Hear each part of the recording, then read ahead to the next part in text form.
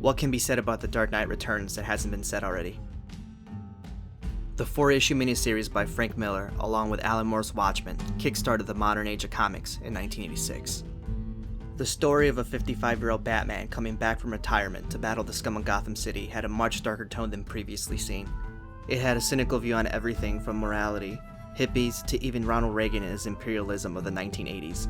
I remember reading the graphic novel when I was 8 at the Salvation Army. My parents were off shopping for some boring stuff, and I found it in the box below some tacky clothes. My Batman had been the Batman of the animated series, the Silver Age comics, and the Keaton movies.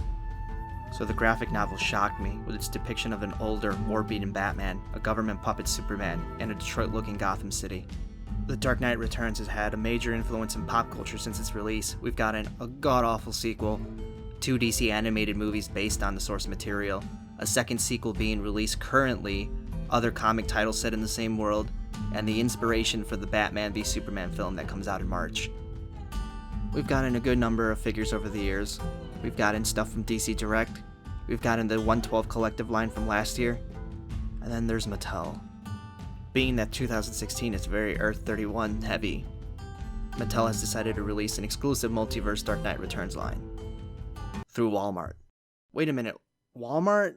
Let's drop the serious moody voice for a second and let's be real. Walmart? That's the best you can do? Fuck you, Mattel. I hate Walmart. I hate the smell of the place. I hate the customers that shop there. And I hate the employees that just don't give a fuck. But, whatever. Let's go to Walmart. Today we're looking at Mattel's DC Multiverse Batman and Superman based off their look in The Dark Knight Returns. There is no son of Batman here because I couldn't find him on my multiple trips to Walmart. He's basically a Guy Gardner body with a new head, so no big loss there. The packaging is the standard red Multiverse that is a step up from Mattel's DC Universe clamshells, but I prefer the packaging from the Marvel Legends line, personal preference. I like the Dark Knight Returns artwork on the box and the gold 10th anniversary stripe that screams to scalpers, buy me and then sell me on eBay for $60 each. I don't get the sticker on the clear plastic though.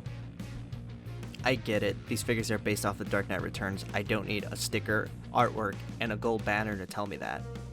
Here's the side view of the box. It's basically the recycled artwork from the front. The back of the box only shows a big picture of the figure. It doesn't have any wording on it. It does show all 3 figures in the wave, and there's Son of Batman, the figure we're never gonna get. Here's the other side. There's nothing interesting here. Here's a closer look at Superman in the packaging. You can see his green kryptonite arrow. And a closer look at Batman in the packaging, complete with his pathetic batarang. And here's the Batman out of the box. Right off the bat, I can tell you, he's pretty mediocre.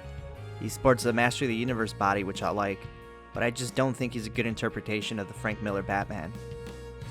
It has to do with the new head sculpt. I don't get it. The original DC Universe had the Dark Knight Returns look. What is this? Doesn't look like the graphic novel, doesn't look like the DC animated movie. This feels more like Neil Adams. It's just not the right head. Paint job is what you expect from a mass market toy. There's some glop underneath the cowl, but the bat emblem is applied clean. There's standard articulation with a nice bicep swivel that you can see here. I do like the ab crunch on both these figures. And there's some nice texture work going on in the belt here. The biggest hindrance in the articulation are in the legs. They wouldn't be bad on their own, although the lack of an ankle ball joint sucks. But Batman's trunks get in the way of raising the leg higher than 15 degrees. It limits their posability tremendously, as you'll see at the end in the pics. He holds his one accessory well, but you heard it right. We get one accessory with him. One. Fuck you, Mattel. And while we're at it, fuck you for your Gal Gadot Wonder Woman figure. Look at her. She's dog shit.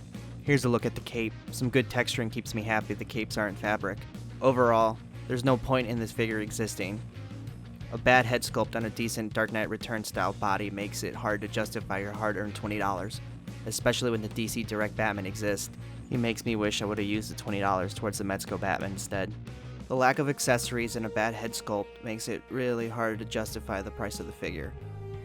What they should have done with this figure was have an old man Bruce Wayne sculpt. Maybe next time, Mattel. But this figure is an easy pass. Here's the Mattel Batman with the DC Direct Dark Knight Returns Batman for comparison. And here is our figure with the NECA 1966 Batman and the DC Direct Animated Series Batman, both figures much cooler than the Mattel. Let's move on to the Superman. I like him a lot more. To me, he's a much better figure. He might not be 100% accurate to the source material either, but the exaggerated proportions make him look more in line with The Dark Knight Returns. His head sculpt is closer to the DC Direct Superman as well. There's something about it that captures the spirit even if the artwork is almost impossible to replicate. I think it's his cheekbones with his expression. He has the same paint job execution as Batman with a clean album, but my hair curl is slightly chipped. Not a big problem. There's bleeding on the belt like Batman's cowl, but I'm happy. Just like Batman, he suffers from the terrible leg raise. Here's Superman's cape. It's missing the S, but there were panels in the graphic novel where he has it, other panels where he doesn't. I would have preferred to see it though. Superman also has one accessory, the Kryptonite arrow, but I never thought of a Superman figure needing a ton of accessories. Most of the time in the Kenner lines, they were stupid plasma guns that made no sense. Overall, I'm happy with the Superman, and since I don't own the DC Direct Superman yet, I know, shame on me, I'm happy to add him to my collection. A solid figure. Recommended buy. Here is Superman next to the NECA Christopher Reeve Superman, and a Diamond Direct Avengers movie Hawkeye for scale comparison. And here he is with his buddy. While I like the Superman, and the Batman's still another addition to my large Batman collection, I don't think I'm going to continue the line, especially with all the fantastic stuff coming up in the next coming months. This Walmart exclusive line is just missing the care and love of a Marvel Legends or a Star Wars Black figure. I didn't mention articulation a whole lot because I find the one good pose and then put them on my shelf. But, just for your viewing pleasure, I'll take a bunch of awesome pictures at the end so you guys can decide for yourselves.